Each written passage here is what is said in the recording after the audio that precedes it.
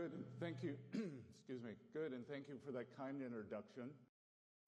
In response to President Trump's tariff announcements, more than 100 countries have approached us, wanting to help rebalance global trade. These countries have responded openly and positively to the President's actions to create a more balanced international system. We are engaged in meaningful discussions and look forward to talking with others. China, in particular,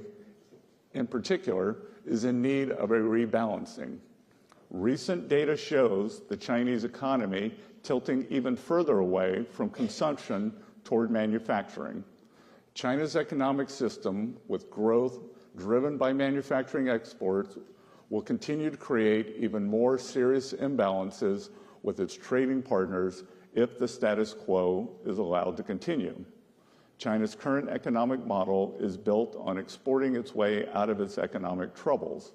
It's an unsustainable model that is not only harming China, but the entire world. China needs to change. The country knows it needs to change. Everyone knows it needs to change, and we want to help it change because we need rebalancing too. China can start by moving its economy away from export overcapacity and towards supporting its own consumers and domestic demand. Such a shift would help with global rebalancing that the world desperately needs. Mr. Secretary, thank you for joining us here today, and thank all of you for coming here today. What I have said previously, there is an opportunity for a big deal here, that the U.S. is looking to rebalance to more manufacturing. The identity of that would be less consumption. If China is serious on less dependence on export-led manufacturing growth and a rebalancing toward a domestic economy, I think they use the term dual circulation. Right. Well, right now it's really singular circulation. And if they want to rebalance, let's do it together. This is an incredible opportunity. And I think if Bridgewater founder Ray Dalio were to write something, he could call it a beautiful rebalancing. Yeah, I mean, it's just, as President Trump says, it's common sense that you can't have the second largest economy in the world. And as I said in my speech, I applaud their rapid growth, but you don't get both. I have a teenager who sometimes wants to be treated like a child, sometimes wants to be treated like an adult. And yeah. I got one of those too. Yeah. And it's an adult economy. America first does not mean America alone. To the contrary, it is a call for deeper collaboration and mutual respect among trade partners.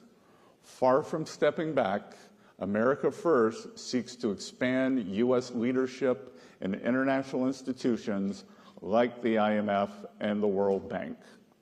By embracing a stronger leadership role, America First seeks to restore fairness to the international economic system. Nowhere is the imbalance I mentioned earlier more obvious than in the world of trade. That's why the United States is taking action now to rebalance global commerce.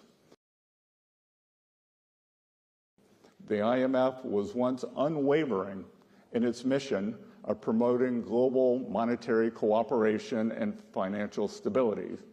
Now it devotes disproportionate time and resources to work on climate change, gender, and social issues. These issues are not the IMF's mission. And the IMF's focus in these areas is crowding out its work on critical macroeconomic issues. The IMF must hold countries accountable for implementing economic reforms, and sometimes the IMF needs to say no. The organization has no obligation to lend to countries that fail to implement reforms. Economic stability and growth should be the markers of the IMF's success, not how much money the institution lends out. The World Bank must be tech neutral and prioritize affordability in energy investment. In most cases, this means investing in gas and other fossil fuel-based energy production. In other cases, this may mean investing in renewable energy coupled with systems to help manage the intermittency of wind and solar. The history of humanity teaches a simple lesson. Energy abundance sparks economic abundance. That's why the bank should encourage an all-of-the-above approach to energy development.